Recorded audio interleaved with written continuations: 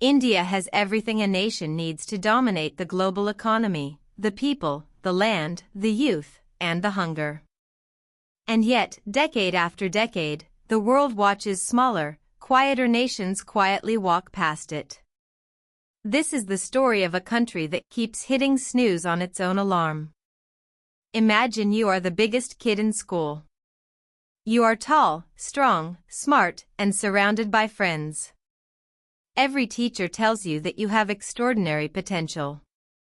And yet, year after year, the kid who sits 2 rows behind you, quieter, smaller, with fewer resources, keeps winning the spelling bees, the science fairs, and the sports trophies. That kid is Vietnam. That kid is South Korea. That kid is even Bangladesh. And you, the big kid still staring out the window, that is India. India is home to 1.4 billion people, the largest population on Earth. It has a young workforce that most aging European nations would trade their entire treasury for.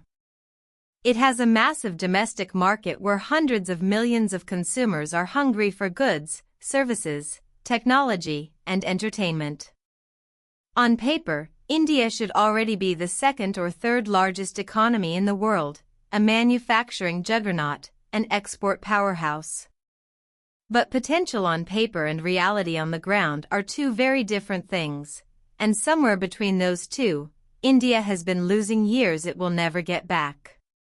Let us start with something that touches every single Indian family: fuel prices. For roughly 5 to 6 years, while global oil prices were relatively low, sometimes as little as $45 to $60 per barrel on the international market, petrol prices at Indian pumps sat stubbornly around 100 rupees per litre. The government was effectively pocketing the difference, quietly taxing ordinary citizens at the pump while the world enjoyed cheaper energy. That money did not vanish, of course. But ask yourself where it went. A large chunk of it flowed into a government machinery that, in many cases, delivers frustratingly little in return. India has become a country that taxes everything, then taxes the tax on the tax. Income tax, GST, SGST, surcharges, cess, levies on investors in the stock market and mutual funds. Every time a middle-class family tries to save, invest, or build something, the state takes a cut. Meanwhile, during the COVID pandemic, corporate tax was quietly slashed for large businesses, with the reasoning that big companies would reinvest their windfalls into the economy and create jobs. They did not. They kept the profits. And while corporate boardrooms celebrated, small and medium businesses, the true engine of any healthy economy, were left to quietly collapse, unable to absorb the disruptions of lockdowns, supply chain chaos, and erratic policy changes. Across Asia, something remarkable has been happening for decades. Countries like South Korea, Taiwan, Singapore, Vietnam, and Malaysia looked at their circumstances, often with far less land, far fewer people, and far less natural wealth than India, and made ruthless, focused decisions. They invested in research and development. They built products the world wanted. They made it easy, even exciting, to start a business. They wooed foreign investors with clear rules, fast approvals, and a promise that the government would be a partner, not an obstacle. The results speak for themselves. South Korea, a country of about 52 million people, is home to Samsung, Hyundai, and LG, global giants that employ millions worldwide. Vietnam, with its small population, became the alternative manufacturing hub that the world needed when companies started moving out of China. Where did those companies go when they left China? Not to India. They looked at India and politely chose Vietnam, Indonesia, and Thailand instead. Why? Because doing business in India still feels, to many investors, like navigating a maze in the dark while someone keeps moving the walls. This brings us to one of the most frustrating forces holding India back, the bureaucratic system. Picture this. You have an idea. A genuine, legal, job-creating, value-adding business idea. You want to build something. You go to the relevant government office. You are handed a list of licenses and approvals that would take years to obtain under the best circumstances. Every step of the way, you meet officials who have mastered the art of delay. A task that should take 5 minutes takes a month. A simple file sits on a desk gathering dust unless accompanied by an unofficial payment. And if you complain, nothing happens. The system protects its own. Courts sympathize. Transfers happen. Life goes on, except for you and your idea, which is slowly dying in a pile of pending paperwork. This is not a new story. It is the oldest story in modern India, and it has cost the country more innovation, more investment, and more jobs than any foreign policy failure ever could. India imports oil, gold, defense equipment, and machinery by the hundreds of billions of dollars every year. And what does it export in return? Not nearly enough.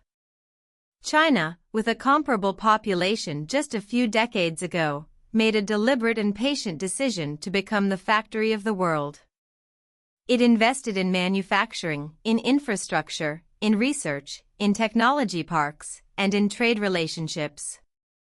Today China exports close to $3.5 trillion worth of goods every year.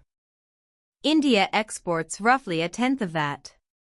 For a country of India's size and population, that is not a gap, it is a chasm.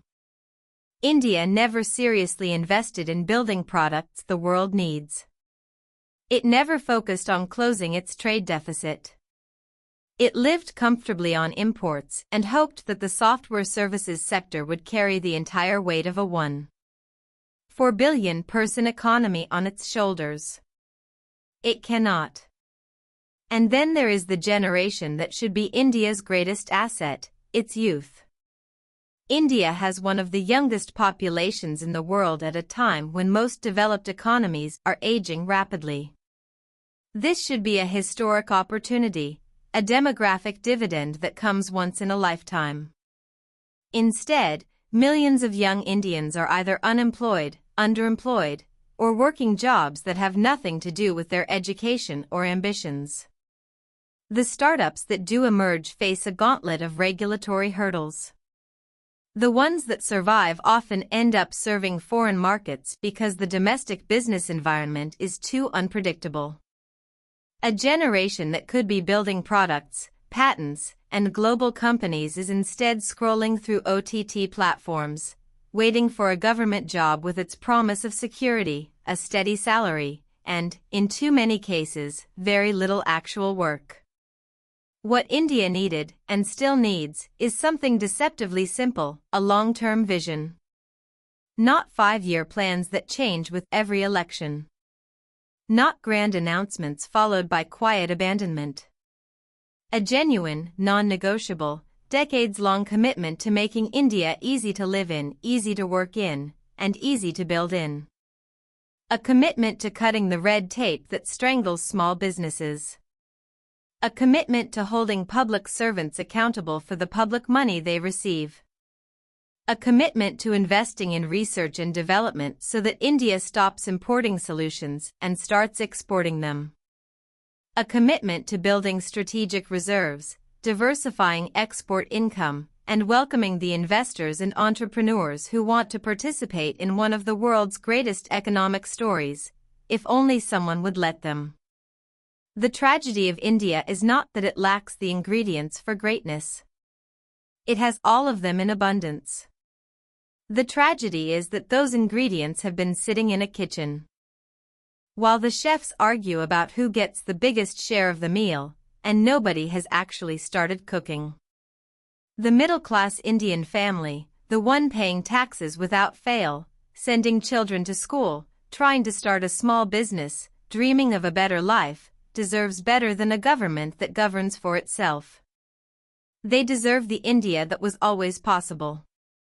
The one that is still waiting, patiently, to wake up and run. Join the community, subscribe and click the bell icon for updates. My final verdict.